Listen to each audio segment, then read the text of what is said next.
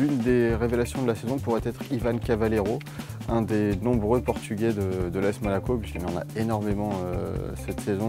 C'est un joueur qui a eu un peu de mal à Benfica, qui a été prêté au Deportivo La Corogne l'an dernier, qui a fait un très bon Euro espoir avec la sélection portugaise. Il était dans le bon type. C'est un joueur qu'il faudra suivre et qui pourrait exploser cette saison en Ligue 1. Pour moi, ça sera le Bastiais François Camano. Il a 19 ans. La saison dernière, si je ne me trompe pas, il a marqué 4 buts et fait 3 passes décisives.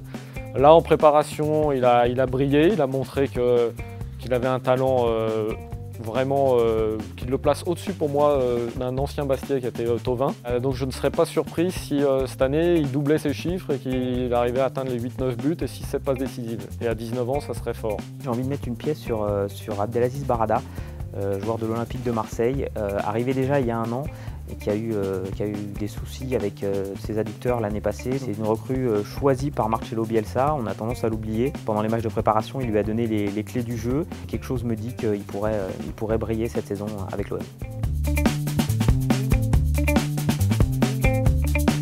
Je ne suis pas convaincu du tout par l'arrivée du gardien allemand Trapp au Paris Saint-Germain.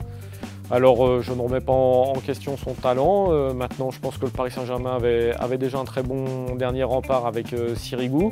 Si à l'arrivée on se rend compte que Trapp est bon mais pas meilleur que Sirigu, ça ne sera pas une réussite. On peut penser à Marseille qui a fait un pari risqué en prenant deux joueurs comme Abou Diaby et Lassana Diarra. L'un a cumulé les blessures ces dernières années, l'autre sort d'une année blanche sans jouer. C'est un club, on le rappelle, qui a perdu de nombreux joueurs à l'intersaison, André Ayew, André Pergignac, Rod Funny, Jérémy Morel. Voilà, Marcelo Bielsa en tout cas sera en première ligne parce que cette fois-ci il a eu la main mise sur le recrutement du début à la fin. Que Marseille réussisse ou soit en échec, ce sera sa responsabilité. Je n'ai pas mis Lyon sur le podium, donc ça pourrait être considéré comme un flop cette saison. Il y a déjà une préparation qui est un peu compliquée avec le cas Lacazette qui n'a toujours pas prolongé, qui cristallise un peu les soucis lyonnais, des résultats qui ne sont pas au rendez-vous. Il ne faut pas oublier que la saison dernière, Lyon ne jouait aucune Coupe d'Europe. Cette saison, ils vont devoir jouer la Ligue des Champions. Ils vont avoir un nouvel environnement à appréhender puisque Lyon va avoir son nouveau stade au mois de janvier. Voilà, ça fait beaucoup de choses qu'il va falloir gérer, intégrer.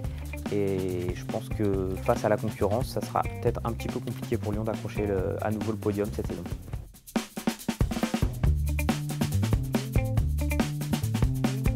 Ça pourrait bien être Nice, si on ne se fie qu'à la préparation des Aiglons. Ils ont marqué beaucoup de buts. Dans le jeu, ils ont été plutôt séduisants. Ils ont récupéré Hatem Ben Arfa, enfin, après sa vraie fausse arrivée de la saison dernière. Et puis il y a Pléa aussi, donc tout ça c'est des joueurs qui peuvent permettre à Nice d'oublier la saison dernière qui était très délicate et remonter un peu l'OGC. Ça pourrait être Montpellier, une équipe qui a assez peu changé finalement l'an dernier. Des joueurs comme Anthony Mounier qui ont été annoncés à droite à gauche à l'Olympiakos ou à l'Ajax ou à Saint-Etienne sont toujours là. C'est une équipe qui pourrait en surprendre plus d'un et qui pourrait finir au-delà, plus haut du moins que la 9e place que Roland Courbis ambitionne. J'ai envie de prendre le contre-pied un peu et de croire un peu en Gazélec Ajaccio. Ce petit pousset qui monte de Ligue 2, que tout le monde voit déjà redescendre.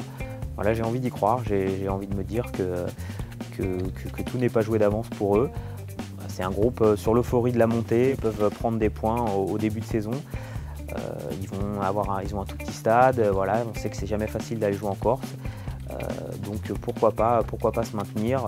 En tout cas, ils n'ont pas moins de chance qu'un club comme Angers ou que des clubs comme Angers ou Troyes.